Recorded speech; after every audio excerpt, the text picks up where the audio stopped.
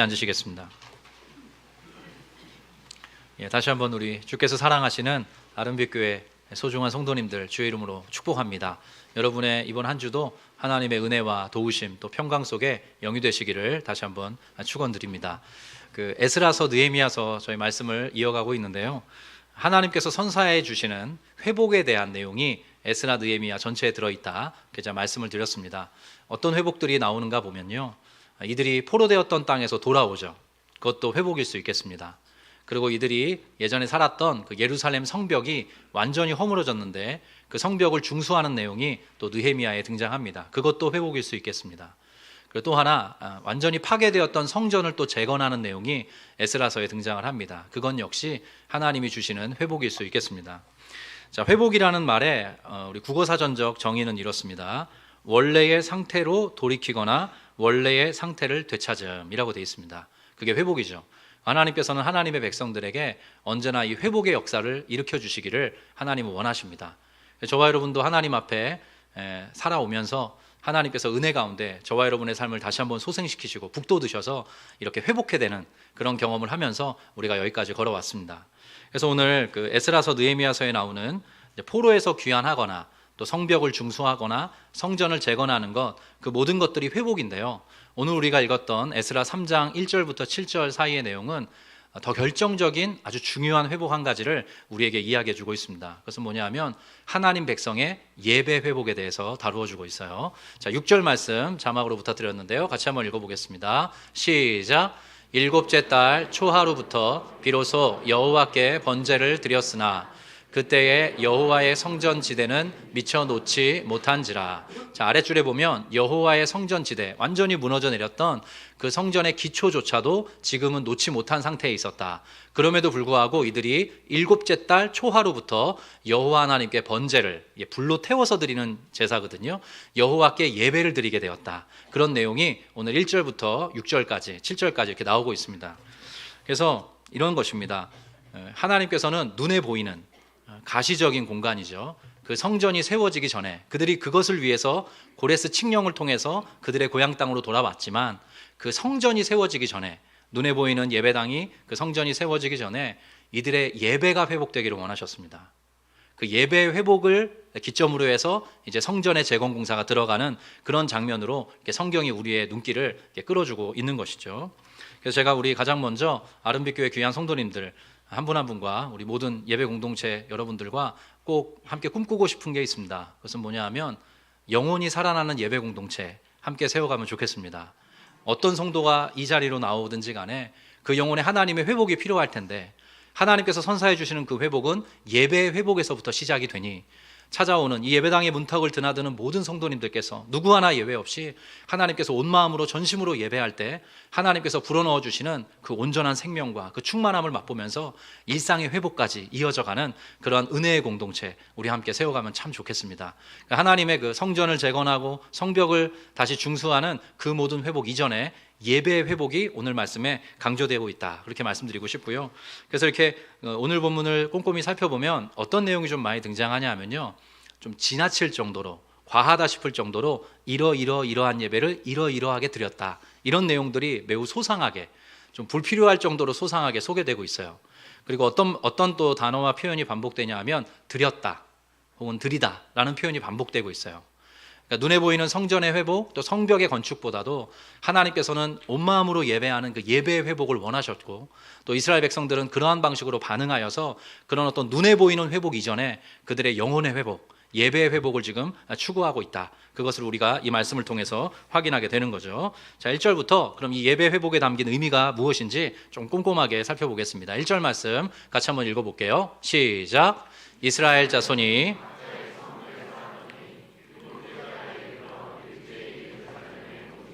네, 잠깐 띄워주시고요. 자, 지난 2장에서 이어지는 내용입니다. 지난 2장에 귀한 자들의 어마어마한 이름들이 쭉 나왔죠. 전체 명단의 총합이 4만 3천여 명이었다, 그렇게 설명해 드렸습니다. 근데 이 4만 3천여 명이 이제 이스라엘 지역으로 돌아와서 유대 땅과 예루살렘 지역 곳곳에 흩어져서 살았다 하고 일정한 시간이 지난 것을 이렇게 표현해 주고 있는 겁니다. 이스라엘 자손이 각자의 성읍에 살았더니 일정 시간이 지나고 나서 일곱째 달, 이게 포로에서 돌아온 지 일곱째 달을 말하는 게 아닙니다. 이스라엘 원력이 있어요. 원력의 7월이라고 보시면 됩니다. 제가 이따 설명을 해드릴게요. 그래서 일곱째 달이라는 어떤 그 달에 이르러서 일제히 예루살렘에 모인지라 이런 표현을 해주고 있어요. 여러분, 제가 만약에 여러분들께서 그 이사를 하셨다고 생각을 해봅시다. 요즘에 뭐 포장 이사로 대부분 하죠. 포장 이사를 하셨는데 제가 여러분의 이사 소식을 들었어요. 제가 듣고 나서 이사하셨죠? 어제 이사하셨으니까 내일. 그러니까 어제 이사하셨으니까 그러니까 이사한 지 그 다음 날 제가 이사 신방으로 가정에 찾아뵈도 되겠습니까? 제가 이렇게 여쭤본다면 여기 주부분들은 어떻게 하실까요? 절대 안 되죠. 왜냐하면 포장 이사를 하더라도 그 집이 안정화되는 데는 시간이 꽤 걸립니다. 집들이를 보통 한 달은 있다가 이렇게 하게 되는 것 같아요. 그와 같습니다. 이스라엘 백성들이 포로되었던 땅에서 돌아왔는데 정착하고 적응할 시간이 좀 필요했던 거예요. 각자가 그렇게 그런 정착과 적응의 시기를 가진 후에 일곱째 달이라는 특별한 달에 함께 일어나서 예루살렘에 모여 예배하게 된 것입니다. 그 장면을 3장 1절이 표현을 해주고 있어요. 아까 일곱째 달이 좀 중요하다, 특별하다고 말씀드렸는데요. 그 흥미롭게도 이스라엘 백성들은 각 월에 이름을 붙여놨어요. 그래서 일곱째 달이 이렇게 됩니다. 한번 따라해보면 좋을 것 같아요. 티스리 월. 네, 티스리라는 이름을 붙여놨어요. 티스리 월인데 이 달이 매우 특별합니다. 이 티스리 월에 비로소 함께 모여서 예루살렘에서 예배를 회복해 가기 시작한 거죠. 근데 티스리 월이 유대 민간력으로 알려져 있는데 우리로 말하면 1월입니다. 새해 첫 달인 거예요. 그러니까 포로되었던 땅에서 돌아와서 한 해를 어느 정도 보내고 나서 새로운 해가 시작되는 그 첫 달, 첫날에 함께 모여서 예배하게 된 것입니다. 그리고 또 하나, 이 티스리월, 이 1월, 유대 민간력인 1월 이 티스리월에는 중요한 절기가 몇 개 있어요. 우리도 10월에 보면, 추석이 10월에 껴있을 때 보면, 뭐, 예전에는 국군의 날도 쉬었던 것 같아요. 10월 1일도 쉬고, 10월 3일도 쉬고, 10월 9일도 쉬고, 거기에 추석까지 끼면 막 엄청난 황금 연휴가 됐던 기억이 있는데, 중요한 절기가 많이 있었거든요. 근데 그 절기 중에 이 유대 민간력으로 1월인 이 티슬리월에도 아주 중요한 대속죄일이라는 절기가 있었습니다. 1월 10일이었어요. 티슬리월 10일에 대속죄일이라고 대제사장이 1년에 한 번 지성소에 들어가서 이스라엘 모든 백성들의 죄를 사하는 예식을 거치는 그런 대속죄일이 1월에 있었습니다. 그리고 또 하나의 1월의 중요한 절기 중에 하나가 초막절이라는 절기예요. 그래서 오늘 본문에도 초막절 이야기가 나옵니다. 초막절을 잘 지켰다. 근데 이 초막절이라는 절기가 어떤 의미냐면 이스라엘 백성들이 이집트 땅에서, 애굽 땅에서 이제 빠져나오죠. 하나님의 구원을 경험합니다. 그리고 홍해를 건너서 광야 생활을 하게 되죠. 광야 생활 40년을 하고 나서 젖과 꿀이 흐르는 가나안 땅에 입성하게 됩니다. 그런데 하나님께서 우리를 구원해 주셨다는 것, 그리고 하나님께서 긴 광야 생활 동안에 우리를 지켜주셨다는 것을 기념하는 방식으로 초막을 짓고 거기에서 사는 어떤 그런 풍습, 그런 어떤 절기를 지켰어요. 그것을 초막절이라고 했거든요. 근데 그 초막절도 1월에 있습니다. 이러한 중요한 절기를 아주 적절하게 지키는 방식으로 새해 첫 달에 이들이 예배를 이렇게 회복해가게 된 것이죠. 그래서 저도 이제 목회자로 있으니까 우리 성도님들이 어느 때 예배를 가장 많이 드리시는가 이거를 본의 아니게 알게 됐어요. 뭐냐면 일단 성탄절에 많이 오세요.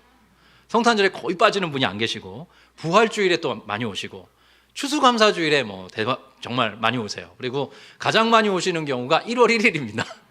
1월 1일이라기보다 새해 첫 번째 주일. 그때는 정말로 온 가족이 정말 이렇게 함께 나오시고 예배 인원도 제일 많아지는 경향이 있더라고요. 그와 같습니다. 이게 중요한 절기, 중요한 때에 특별히 하나님께 이렇게 나아가고 싶은 거는 사실 모든 성도들의 이제 본 마음이 아닌가 생각해 볼 수 있는 거죠. 아까 말씀 한 번만 더 띄워주실 수 있나요? 3장 1절. 여기 중요한 부사가 하나 있습니다. 제가 읽어드릴게요. 이스라엘 자손이 각자의 성읍에 살았더니, 그리고 시간이 좀 흘러서 일곱째 달, 그 새해 첫 달에 이르러 일제히 예루살렘에 모인지라.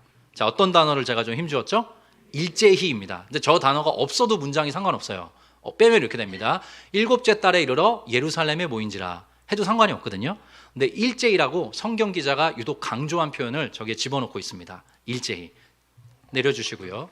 자, 이 일제히라는 단어가 중요하기 때문에 원문에도 그게 기록이 되어 있고요. 영어 성경에 다양한 방식으로 번역을 해두었더라고요. 근데 일제히라는 말에 두 가지 중요한 의미가 담겨 있습니다. 첫 번째는 어떤 뜻이냐면 이 모든 이스라엘 백성들, 포로되었던 땅에서 돌아온 유다 백성들이 하나 되어서 예배했다는 뜻입니다.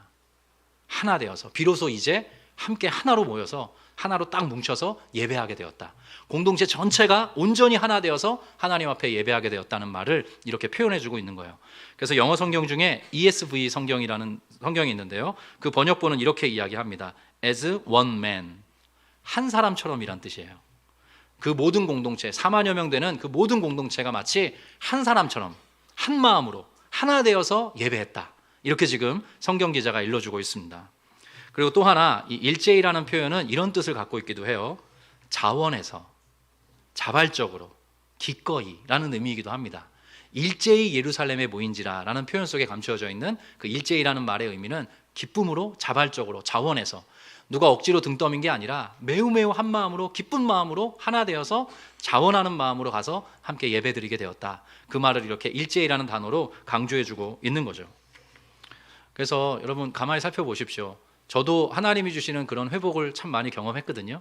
우리 성도님들도 하나님께서 때마다 시마다 특별히 예배 가운데 회복을 주셨으리라 생각을 합니다. 그 예배의 감격, 예배의 은혜를 또 예배 가운데 주시는 하나님의 회복을 경험하면서 우리 성도들이 살아가죠. 근데 그럴 때 특징이 있어요. 그건 뭐냐면 예배하는 회중들과 함께 한 마음으로 예배할 때 하나님이 특별히 그 자리에 하나님의 회복을 선사해 주십니다. 한 마음으로. 또 하나는 뭐냐면 예배하는 모든 회중들이 기꺼운 마음, 자원하는 마음, 즐거운 마음, 기대하는 마음으로 아주 그 마음을 하나님께 전심으로 올려드리면서 예배할 때 또 하나님이 주시는 회복이 임하게 되는 것이죠. 그래서 그것을 일제히라는 표현을 통해서 우리에게 이렇게 환기시켜주고 있고, 당시 유다 백성들이 그러한 마음으로 하나님 앞에 성전 기초가 놓아지기 전 그때부터 온 마음으로 하나님 앞에 예배하게 되었다. 그것이 바로 회복의 시발점이었다. 그렇게 우리에게 일러주고 있습니다. 제가 우리 새가족 성도님이 이제 교회에 등록을 하시면 1년의 과정을 거칩니다. 신앙생활을 참 열심히 해오셨던 분들도 계신데 절차상으로 새가족 등록 과정을 두거든요. 근데 그때 이제 3주에 걸쳐서 온라인으로 영상 강의를 듣게 해드려요. 그래서 제가 첫 강의를 맡고 있고 두 번째, 세 번째 강의는 또 교육자들과 나누어서 새가족 강의를 3주간 이제 수강하시고, 그 다음에 저와 이제 등록 신방을 함께 하시고, 또 수료식에 참여하는 걸로 이제 아름빛 교회 새가족 등록의 모든 절차가 마쳐지거든요. 근데 제가 그 1강을 담당하고 있는데요. 1강을 이렇게 여러분들에게 이제 온라인으로 만나서 유튜브로 이렇게 만나서 인사드리고 또 강의를 짧게 나눈 후에 피드백을 해달라고 부탁을 드려요. 아마 많이 받으셨을 거예요. 거기에 뭘 좀 적어달라 부탁드리냐면, 첫 번째, 강의에서 기억 남는 점 있으면 좀 적어달라. 네, 그냥 넘겨 들으셨을지 모르니까 강의에서 기억나는 한 꼭지 좀 적어주십시오 부탁드리고요. 두 번째는 이것입니다. 아름빛 교회에 처음 방문하신 소감이 어떠신가요? 제가 여쭤봐요. 그 설문지로. 근데 오늘 이 말씀을 준비하다가 하나님이 주시는 이 예배의 회복, 이 본문을 제가 묵상하다가 문득 그 성도님들이 남겨주셨던 소감들이 기억이 나는 거예요. 근데 그 중에 제가 몇 꼭지를 좀 여러분들에게 소개해드리고 싶습니다. 어떤 성도님의 소감이에요. 아름빛 교회와의 만남이 분명 초면인데 언젠가 어디선가 만났던 구면 같은, 어쩌면 꼭 만나야 할 사람을 만난 것처럼 반갑고 기쁘고 설레는 감정입니다. 이렇게 써주셨어요. 그러면서 예비하시고 인도하신 하나님께 감사드립니다. 저 자신은 목사님 이하 모든 교육자님들과는 영상 예배를 통해 어느 정도 안면을 익혔지만 이제야 가슴에 명찰을 단 신입 초등생 같은 마음입니다. 마음껏 하나님과 교회와 성도를 사랑하고 섬기며 자랑하는 저 자신을 기대하고 소망합니다. 매우 담백한 어조이지만 이 예배드리는 이분의 중심, 이분의 마음을 헤아릴 수 있는 그런 고백이 아닌가 생각해봐요. 또 이런 소감이 있습니다. 예배의 기쁨이 회복되는 소중한 시간, 다시 설레임으로 예배드리게 되어 감사합니다. 이런 고백을 또 남겨주시고요. 또 어떤 분은 또 이런 소감도 남겨주셨더라고요. 예배에 집중하고 예배를 가장 소중히 여기는 교회구나 라는 느낌을 받았습니다. 여러분 정말 맞습니다. 하나님은 언제나 우리 성도들의 삶이 하나님이 주시는 회복과 그 생명력으로 충만해지기를 원하시는데요. 그 회복과 생명력의 충만함은 언제나 예배의 자리에서 시작이 됩니다. 우리의 삶에 어떤 위대한 가업이 이루어지기 전에 하나님은 모든 성도들, 정말 하나님의 백성 한 사람 한 사람을 예배의 자리로 부르세요. 저의 삶에도 늘 그러했습니다. 하나님이 제 삶에 새로운 일을 시작하시려고 할 때마다 저를 하나님께서 특별한 방식으로 예배자로, 특별한 때에 특별한 방식으로 하나님을 예배하도록 불러주셨더라고요. 그래서 제가 이 말씀을 이렇게 준비하면서 우리 아름빛 교회 성도님들과 다시 한번 마음으로 소망하고 꿈꾸고 싶은 게 있어요. 우리 아름빛 교회가 그런 멋진 예배 공동체 될 수 있도록 지금처럼 한 마음으로 또 기꺼이 자원하는 마음으로 예배하시는, 설레임으로 예배하시는 모든 성도 되어주시면 참 좋겠습니다. 저도 그런 신선한 마음을 가지고 매주 이 강단을 섬기도록 노력하겠습니다. 그것이 하나님께서 이 에스라 3장을 통해서 주시는 예배 회복에 대한 중요한 메시지이고요. 자, 또 하나 2절 말씀 한번 볼까요? 2절 말씀 같이 한번 읽겠습니다. 요사닥의 시작. 요사닥의 아들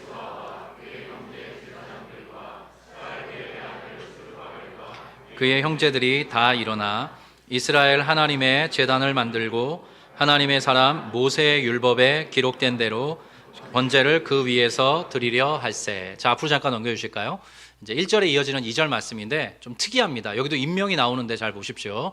요사닥의 아들 누구? 예수아가 나옵니다. 그리고 그의 형제 제사장들과, 자, 스알디엘의 아들 누구? 스룹바벨과 그의 형제들이 다 일어나. 자, 여기까지만 봐도 이상하다라는 느낌을 가지셔야 돼요.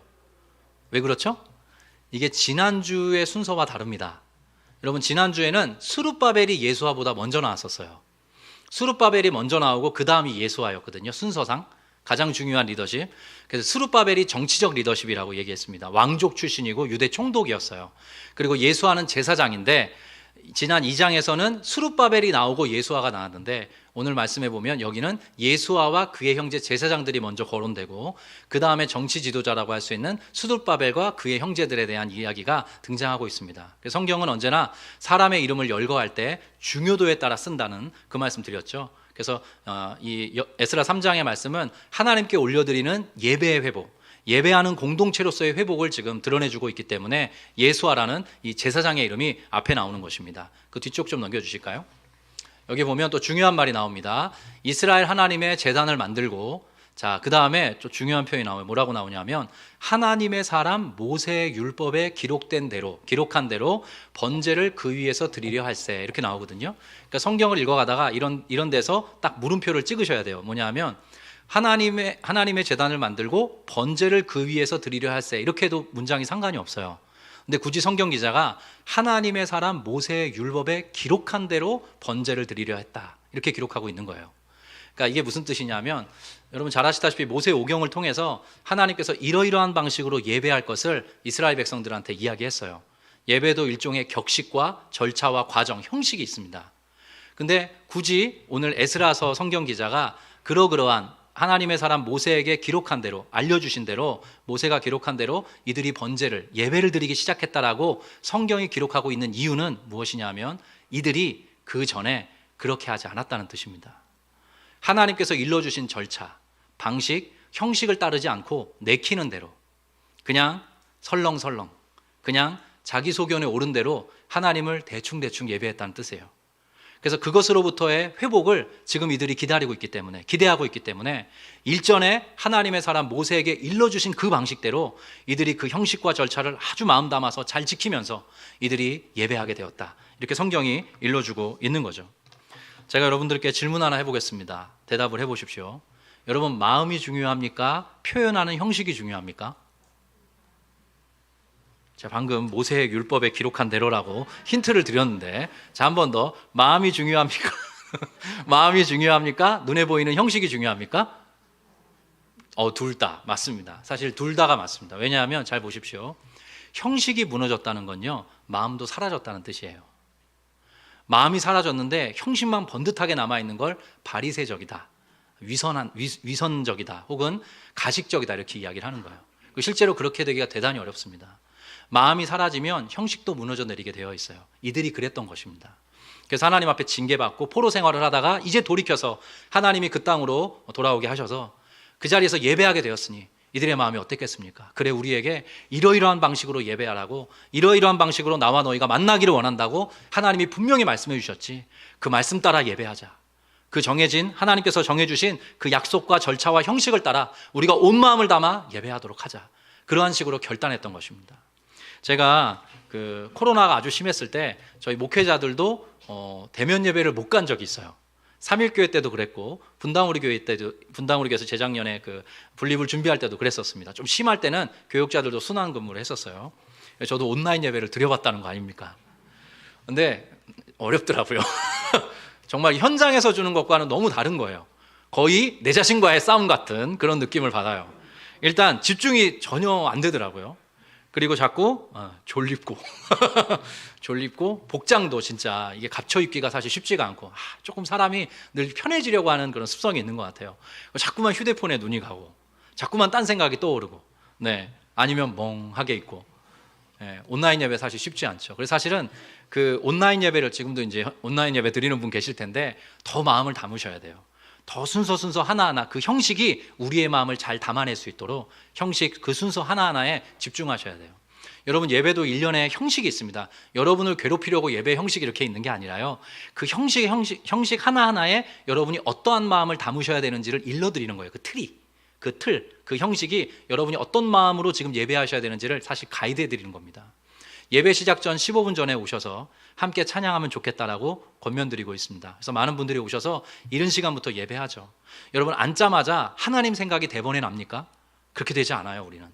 우리가 지금 한 주간 살아왔던 또 집에 두고 왔던 우리의 삶에 잠깐 이렇게 지금 이렇게 묻어두고 있는 그 모든 생각들로부터 자유할 수가 없어요. 그래서 예배를 시작하기 전에 엄밀한 말로 예배를 시작하기 전에 찬양의 시간을 두면서 우리의 시선, 마음의 지향을 하나님께 두는 것입니다. 그리고 나서 목회자의 부름을 따라서 우리가 사도신경으로 예배를 시작을 하죠. 하나님께 신앙 고백을 하는 것입니다. 그리고 나서 함께 온 마음을 담아서 우리 온 공동체가 하나 되어서 하나님의 영광을 찬송하죠. 그리고 한 주간 또 지난 날에 우리의 연약과 부족을 하나님께 올려드리고 통회하고 자복하면서 또 은혜를 달라고 용서와 은혜를 구하는 기도를 드립니다. 그리고 귀한 대표 기도자께서 등단하셔서 또 우리 온 회중을 대표해서 하나님 앞에 기도하십니다. 그리고 또 성도들의 교제라고 할 수 있는 광고가 있고 또 귀한 특송으로 또 준비된 찬양을 함께 나누면서 우리 온 회중이 하나님을 더욱더 집중하는 그런 시간을 갖고요. 또 이렇게 목회자를 통해서 하나님의 말씀이 귀한 성도들에게 선포되고 그 말씀을 붙들고 또 찬양하면서 여러분의 삶을 결단하고 그리고 제가 축도로 예배를 마치고 나면 저 예배당을 빠져나가는 것도 매우 중요한 의미입니다. 그건 뭐냐면 여러분이 이제 이 가운데서 하나님 앞에 예배했으니 여러분의 삶을 이제 하나님께서 이 세상으로 파송하기를 원하십니다. 그런 의미이기도 합니다. 그래서 이런 모든 형식들, 모든 그 틀들이 이런 식으로 저와 여러분의 마음이 잘 담겨서 하나님 앞에 더욱더 온전한 예배자로 서기를 바라는 마음으로 이런 틀들을 제시해 드린다는 것이죠. 그래서 제가 다시 한번 부탁드리고 싶은 게 있어요. 여러분, 그런 여러분에게 있는 마음, 사모하는 마음, 설레는 마음, 하나님 앞에 진심으로 예배하고자 하는 그 마음을 이 형식들에 잘 담으셔서 하나님 앞에 예배로 승리하시는 그런 귀한 성도님들 되시기를 축복합니다. 그리고 여러분의 삶에 어떤 회복이 있기를 바라십니까? 여러분의 삶에 어떤 하나님의 터치가 있기를 바라십니까? 그럼 가장 먼저 모든 성도는 예배가 없습니다. 하나님이 예배하는 자리로 여러분을 부르시고 그 예배하는 자리에서 때로 여러분을 거꾸러뜨리시고 예배하는 자리에서 눈물 쏟게 하시고 예배하는 자리에서 대단히 낯설고 신선하게 당황스러울 정도로 하나님 앞에 여러분의 모든 것들을 토해내게 하실 겁니다. 그 끝에 하나님이 다루어 주시고 어루만져 주셔서 하나님의 새로운 활로를 여러분 아름빛교회 성도님들에게 있었으면 좋겠습니다. 마음과 형식 둘 다 중요하다는 것 꼭 기억하시면 좋겠어요. 자, 3절 말씀입니다. 3절 말씀 같이 한번 읽어보겠습니다. 시작. 무리가 모든 나라 백성을 두려워하여 제단을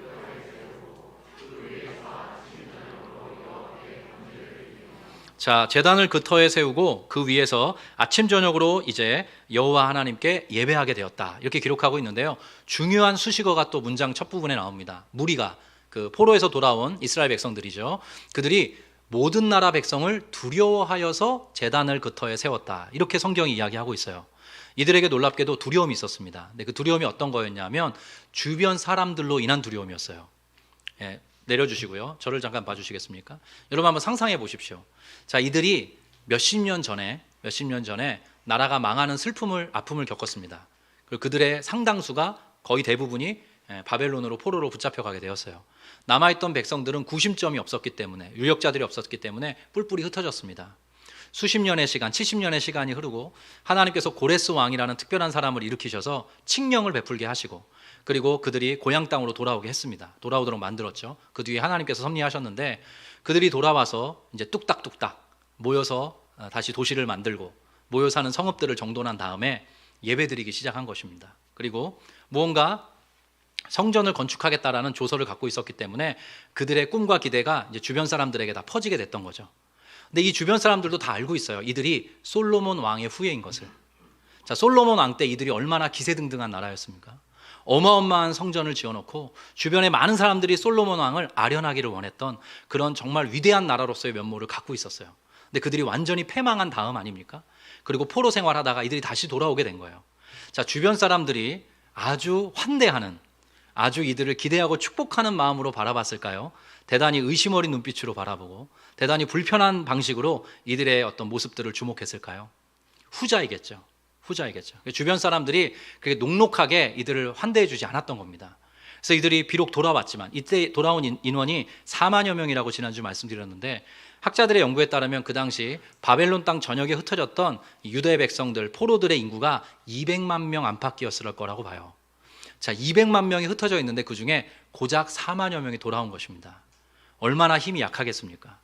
우리 인구수를 봤을 때 주변 사람들이 다시 우리를 침략하면 어떡하지? 우리를 저렇게 불편한 눈으로 바라보는데, 앞으로 우리의 삶에 또 위기가 닥치면 어떡하지? 이 모든 삶은 초토화됐는데 언제 어떻게 이 모든 삶을 또 일으켜 세워야 되나? 여러 가지 안팎의 두려움이 이들의 마음속에 있었던 것입니다. 근데 놀랍게도 오늘 성경은 이렇게 기록을 하고 있어요. 무리가, 그 유다 백성들이 모든 나라 백성을 두려워하여서 예배를 드렸다. 자, 이 말의 의미를 아시겠습니까? 이들이 너무나 두려웠는데요, 그 두려움을 예배의 재료로 삼았다는 것입니다. 너무나 두려웠지만 그 두려움의 자리에 머물러 있었던 게 아니라 도리어 두려웠기 때문에 하나님 앞에 예배하였다라고 성경 기자는 기록하고 있어요. 또 하나 다른 번역도 가능합니다. 새 번역 성경 부탁드릴까요? 그들은 그 땅에 사는, 그 주변에 사는 백성들이 두렵기는 하지만 이라고 번역도 가능합니다. 두려웠지만, 그 주변 사람들의 그런 시선, 그런 어떤 눈초리가 두렵기는 하였지만 그럼에도 불구하고 하나님 앞에 예배하려고 했다. 그렇게 성경 기자가 지금 일러주고 있는 것입니다. 제가 이 부분을 강조하는 이유가 있어요, 여러분. 성경 기자의 기록이기도 하지만 저와 여러분이 하나님 앞에 새로운 회복을 기대하면서 예배하려고 하지 않습니까?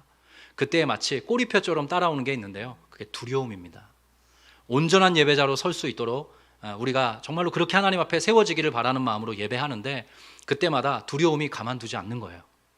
하나님의 회복이 저와 여러분에게 주어질 때 아스팔트 도로가 쫙 깔리는 게 아니라 각양각색의 두려움이 저와 여러분의 성도들의 마음을 사로잡습니다. 공격합니다. 제가 조금 이 두려움에 대해서 묵상을 해봤어요. 그래서 이들의 두려움, 이 유다 백성들의 두려움은 이런 것들이었을 거예요. 첫 번째, 자존감의 문제로 인한 두려움입니다. 우리가 지난날에 그렇게 망가졌었지, 실패했었지, 열패감이라고 하나요? 실패감이라고 하나요? 우리가 그렇게 완전히 무너졌었지. 지금 꼴랑, 좀 시쳇말인데 꼴랑 한 4만여 명 돌아와서 하나님 나라를, 하나님을 기뻐하는 언약 백성 공동체를 재건해 보려고 한들 이게 가능할까? 자존감의 문제로 인한 두려움이 생겼겠죠. 또 하나 경제적인 문제, 또 주변 사람들의 그 기세등등한 위압스러운 그런 모습들로 인한 두려움도 있었을 것입니다. 여러분이 무언가 하나님께 바르게 예배드리고 여러분의 삶을 새롭게 세워가려고 할 때 주변 사람들의 그 불편한 시선, 여러분들을 바라보고 정죄하고 판단하고 분석하고 심지어 이미 평가를 내려버리는 그 시선과 말들로 인해서 우리는 또한 두려워하게 됩니다. 그게 우리 성도들이 처한 상황이죠. 이 언약 백성들이 처했던 상황과 꼭 같습니다. 관계의 문제도 있어요. 인간관계가 불편하면 두려워하게 됩니다. 인간관계가 불편하면 여튼 우리의 마음속엔 두려움이 찾아와요. 또 지난날에 겪었던 상처의 문제, 완전히 치유되거나 회복되지 않아서 여전히 남아서 우리의 다리를 붙들고 있는 그 상처도 우리의 두려움의 중요한 요소가 됩니다. 근데 그 모든 것들을 갖고 있었던 그 유다 백성들이 그 두려움 때문에 예배하게 되었다고 이야기합니다. 두려웠지만 그럼에도 불구하고 예배하게 되었다라고 성경 기자가 일러주고 있어요. 제가 우리 성도님들에게 그래서 이렇게 마지막으로 권면드리고 싶습니다. 여러분, 두려울 때 더욱 예배하십시오. 여러분, 두려움이 여러분을 찾아올 때 더욱 하나님께 집중하셔서 하나님 한 분만을 온전히 예배하십시오. 제가 문득 더 글로리라고 요즘에 유명한 드라마 많이들 보셨죠? 3월이 기다려집니다. 3월에 시즌2가 나온다고 하는데 거기에 어떤 악녀 역할을 맡은 그 여자분의 이제 엄마가 그런 말을 하더라고요. 연진아, 연진아, 엄마 말 잘 들어. 이러면서 이렇게 얘기를 해요. 해결 방법은 뒤에 없어. 언제나 앞에 있어. 이렇게 얘기를 해요. 근데 우리 성도들에게는 마찬가지예요. 여러분, 두려움이 찾아오지 않습니까? 해결 방법은 사실은 앞에도 없고 뒤에도 없습니다. 언제나 우리 성도들에게는 위에 있는 법이죠. 하나님을 예배할 때 두려움이 사라지고 하나님을 예배할 때 그 두려움을 뛰어넘는 하나님의 해법이 저와 여러분에게 주어지는 법입니다. 그리고 실제로 이 유다 백성들이 그것을 경험하는 것이에요. 제가 설교 원고에 이렇게 작성해 봤습니다. 두려움은 온전한 예배자로 나아가는 마지막 관문입니다. 여러분에게 두려움이 찾아옵니까? 그 두려움 때문에 막혀서 예배할 수 없을 것 같습니까? 그 두려움이 마지막 관문일 것입니다. 그 두려움을 뛰어넘어 두려우니까 예배하고 두려움에도 불구하고 하나님께 집중할 때 하나님이 선사하시는 새로운 삶의 해법이 여러분에게 주어지게 될 것이고 그로 인한 회복을 경험하면서 걸어가는 것이 바로 성도의 삶이다. 성경이 일러주고 있습니다. 각양각색의 두려움을 갖고 계실 것입니다. 그 두려움을 예배의 재료로 승화시키시는 우리 귀한 성도들 되시기를 축복합니다. 그 끝에 여러 성도님 한 분 한 분에게 불어넣어 주셨던 하나님의 놀라운 회복의 스토리가 우리 성도들 간의 교제 속에서 나누어지는 그런 아름다운 예배 공동체에 함께 세워가면 좋을 것 같습니다. 오스왈드 챔버스의 격언을 좀 나누어 드리고 싶습니다. 자, 함께 읽어보겠습니다. 시작. 어려운 환경 속에서 예배하라. 그러면 하나님께서 정하신 때에 그 환경을 순식간에 바꾸어 버리실 것이다. 저는 이 말씀을 준비하다가 이 문구를 떠올리게 됐고요. 그 문구가 저에게 응했던 놀라운 시간들을 떠올리게 됐습니다. 제가 그 중에 한 꼭지만 짧게 여러분들에게 말씀드리려고 해요. 2012년, 지금으로부터 만 10년 정도 지난 그런 시점의 일인데요. 2012년 봄과 여름은 저에게 좀 어려운 시기였습니다. 이유는 뭐냐면요. 2012년 봄과 여름에 제가 섬기고 있던, 제가 그때 총신대학교 신학대학원 3학년이었고요. 강남교회라는 곳에서 전도사로 사역을 하고 있었습니다. 근데 그 봄에 저를 사역자로 불러주셨고 저를 많이 격려해 주시고 지지해 주셨던 송태근 목사님께서 강남교회를 사임하시고 3일교회 담임 목사님이 되셨어요. 그래서 이제 저를 뽑아주셨던 첫 번째 제 담임 목사님이 이제 사역지로 옮기게 되신 거죠. 저는 그 유명한 말 있지 않습니까? 끈 떨어진 연이라고. 5년 동안 거기서 전도사로 사역을 했는데 아마도 이제 임지로 옮겨야 될 것 같다. 근데 이제 원래는 송 목사님이 그냥 계셨더라면 그 교회에서 더 오래 있었겠죠. 아마 많은 교역자들이 그 당시에 그런 마음이었을 겁니다. 근데 여튼 불편한 거예요. 근데 7월이 됐어요. 7월 첫째 주가 됐는데 송태근 목사님이 3일교회에서 부임 설교를 하시더라고요. 그 부임 설교를 보면서 울었습니다. 네. 은혜를 받아서 울기도 했고 너무 감사해서 울기도 하고 그랬습니다. 근데 그 2012년 7월 첫째 주에 또 다른 한 목사님께서 특별한 설교를 하셨습니다. 이찬수라는 목사님이셨고요. 2012년 7월 첫째 주에 화역 없는 총알이라는 설교를 하셨습니다. 같은 날이 있었습니다. 송태근 목사님의 그 3일교회 부임 설교와 이찬수 목사님의 그 설교가 같은 날에 있었어요. 두 설교를 전 다 들었죠. 근데 이제 그때 제 마음이 어땠냐면 이제 강남교회에서의 시간은 좀 정리해야 될 것 같고, 근데 그때 저는 이제 아들이 둘 있었거든요. 둘째까지 태어난 다음이고, 원래는 강남교회에 더 잘 있으면서 이렇게 안정적으로 성장했을 텐데 제 삶에 이렇게 여러 가지 상황 속에 좀 어려움이 생긴 겁니다. 그래서 그 두려운 마음을 주체하지 못해가지고 좀 번민했죠. 걱정도 하고 염려도 하고 그랬습니다. 내 앞길이 또 어떻게 펼쳐지려나 이런 생각을 했었죠. 근데 8월 20일경에 교역자 수련회가 있었어요. 근데 교역자 수련회로 제가 아직 강남교회 소속이었으니까 수련회를 갔는데 강사로 이찬수 목사님이 오신 거예요. 그때 설교가 제 기억이 맞다면 다윗의 물맷돌 설교였습니다. 다윗이 골리앗을 물리치는 그 장면에 대한 설교셨는데 엄청 쏟아붓고 가셨어요. 저도 그때는 제가 이찬수 목사님을 개인적으로 모를 때였어요. 근데 그 말씀에 은혜를 받고 사랑의 교회 안성수영관 지하 기도실로 들어갔습니다. 그리고 그 모든 두려움을 주님 앞에 올려드리고 기도하게 되었어요. 그 저의 지난 날을 살펴봤습니다. 근데 저의 지난 날에 하나님이 정말 기가 막힌 방식으로 저의 삶을 경영해 오셨더라고요. 저는 하나님의 인도하심에 뒤를 보고 따라갔을 뿐이더라고요. 그래서 그런 고백들이 제 마음속에 자연스럽게 생겨나면서 제가 확신에 찬 고백을 주님 앞에 올려드리고 또 하나님 앞에 제 삶을 의탁한다고, 제 삶을 맡겨드린다고, 다시 한번 하나님 한 분만을 신뢰하겠다고 그런 고백을 쏟아냈습니다. 그때 제가 불렀던 찬양이 이래요. 내 길 더 잘하시니라는 곡이에요. 청관원 목사님이 번역하셔서 부르신 곡인데 후렴만 제가 불러드릴게요. 주는 다시죠 나의 길을, 내 삶을 다 맡깁니다. 내 길 더 잘하시니. 이 고백을 드리면서 하나님 앞에 제 삶을 맡겨드린다고 그 두려움을 하나님께 올려드리면서 예배했습니다. 근데 그로 인해서 그 다음에 한 2달 정도 있다가 제가 이찬수 목사님과 면담을 하게 된 거 아닙니까?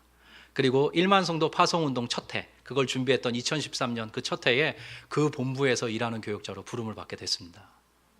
제가 그 두려움이라는 환경 속에 갇혀 있었다면 제 마음은 움츠림 그 자체였을 것입니다. 근데 두려움 가운데 하나님 앞에 예배하게 되고 하나님 앞에 그 두려움을 재료로 삼아서 하나님 한 분만을 더욱더 의지합니다 라고 고백했더니 뭐 이것이 일반화시킬 수는 없다는 걸 알고 있습니다. 그러나 하나님께서 정말 예상하지 못했던 방식으로 제 인생의 길을 터시더라고요. 그리고 나서 1년 동안 분당 우리 교회에서 마음껏 또 마음 담아 섬기다가 다시 삼일교회로 부름받아 7년 동안 정말로 또 기쁘게 목회자로 성장하다가 이 귀한 일에 부름받아서 아름빛교회 담임 목사가 되었습니다. 여러 성도님, 두려움이 있으십니까? 어떤 두려움입니까? 상황입니까? 환경입니까? 사람입니까? 여러분의 상처입니까? 자존감입니까? 그 모든 것들을 하나님 앞에 아우르셔서 예배자로 여러분들께서 그 모든 두려움을 올려드릴 수 있기를 주의 이름으로 축복합니다. 그때에 방금 오스왈드 챔버스의 말처럼 어려운 환경 속에서 하나님을 예배하라. 그러면 하나님께서 정하신 때에 그 환경을 순식간에 바꾸어 버리실 것이다. 왜냐하면 하나님은 전능한 하나님이시고 신실한 하나님이시고 위대한 하나님이시기 때문입니다. 이 은혜가 우리 모든 아름빛교회 성도님들 것 되기를 주의 이름으로 간절히 축원드립니다. 우리 함께 찬양하겠습니다. 아무것도 두려워 말라. 우리 찬양의 고백으로 주님 앞에 나가겠습니다.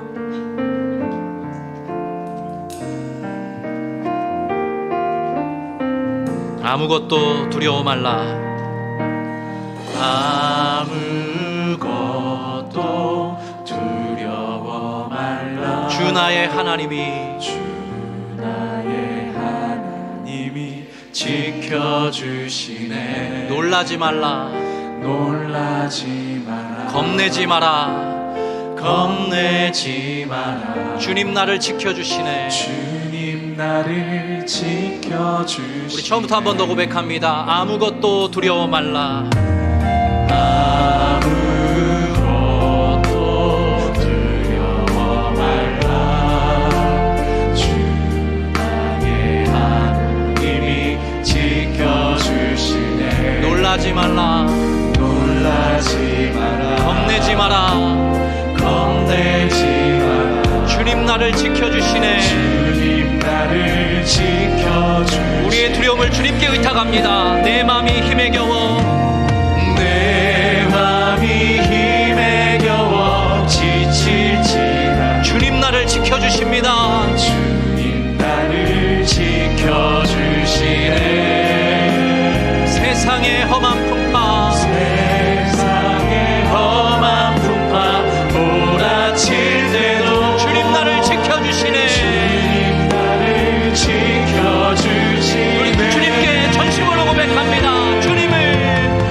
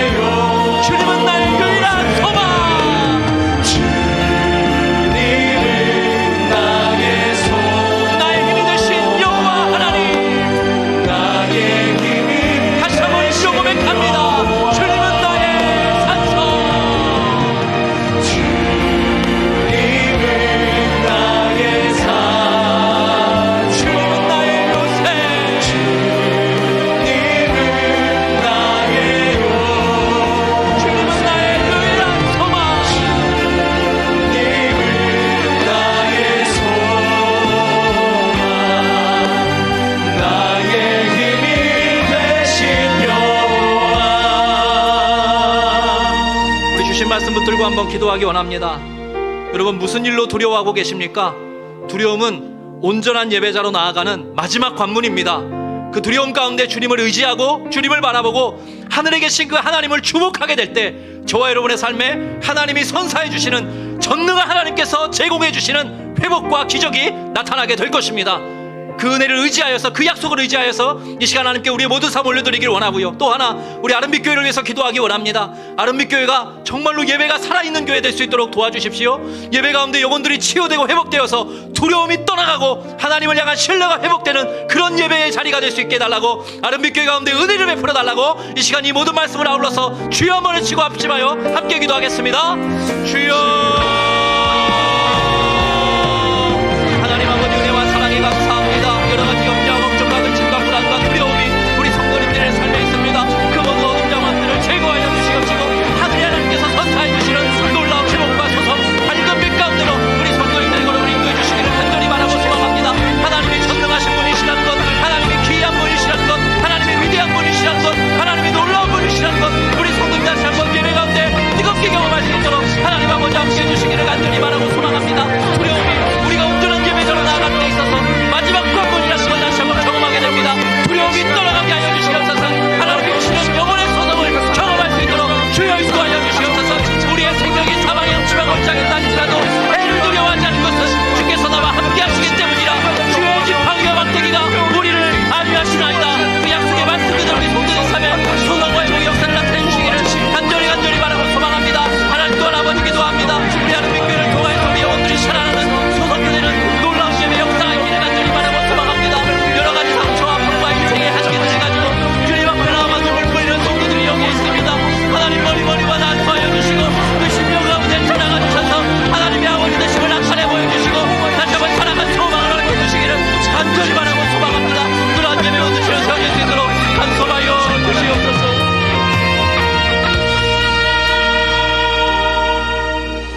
하나님 아버지, 은혜와 사랑에 감사합니다. 우리 귀한 성도님들의 삶을 위해서 제가 이 시간 기도합니다. 지금 어떠한 두려움 가운데 있습니까? 우리 귀한 성도님들, 사람에 대한 두려움입니까? 재정적인 두려움입니까? 건강에 대한 두려움입니까? 자존감의 문제입니까? 상처와 아픔 때문입니까? 인간관계로 인한 두려움입니까? 하나님, 그 모든 것들을 재료로 삼아 하나님 앞에 다시 한번 온전히 예배하는 예배자를 될 수 있도록 함께하여 주시옵소서. 그래서 두려움이 온전한 예배자로 나아가는 마지막 관문이라는 것을 우리 귀한 성도들이 체험할 수 있도록 간섭하여 주시옵소서. 하나님께 온전히 예배할 때에 하나님께서 하늘의 문을 활짝 여시고 하나님의 전능한 기적을 나타내 보여주시는 것 우리 모두가 경험할 수 있도록 간섭하여 주시옵소서. 하나님의 역사, 하나님의 전능, 하나님의 기적, 하나님의 회복의 주인공들 다 될 수 있도록 우리 아름빛교회 성도 한 분 한 분에게 기름 부어 주시옵소서. 또 하나, 우리가 모여 예배할 때마다 영혼들이 살아나게 하시고 영혼들이 치유되게 하시고 정말로 하나님께서 말하시는 온전한 예배자로 세워지는 회복이 우리 아름빛교회 공동체 가운데 오래오래 있을 수 있도록 하나님이여 간섭하시고 우리 가운데 늘 임재하여 주시옵소서. 여호와는 내게 복을 주시고 너를 지키시기를 원하며 여호와는 그 얼굴을 내게 비추사 은혜 베푸시기를 원하며 여호와는 그 얼굴을 너에게로 향하여 드사 평강 주시기를 원하노라. 사랑하는 자여, 내 영혼이 잘됨같이 내가 범사에 잘되고 더욱 강건하기를 내가 간구하노라. 지금은 우리 구주 예수 그리스도의 은혜와 하나님 아버지의 크고 신실하시며 위대하신 사랑하심과 성령님의 내주하시고 교통하시며 우리와 늘 함께 하시고 우리로 두려움을 벗고 하나님 앞에 진정한 예배자로 승리하도록 도와주시는 인도와 보호의 역사가 오늘 이렇게 함께 모여 예배하는 모든 믿음의 성도들 머리머리 위에, 이들이 속한 가정과 자녀, 부모, 형제 위에, 이들의 평생 위에, 우리 아름빛교회 위에 지금부터 영원토록 함께 계시기를 간절히 축원드리옵나이다. 아멘.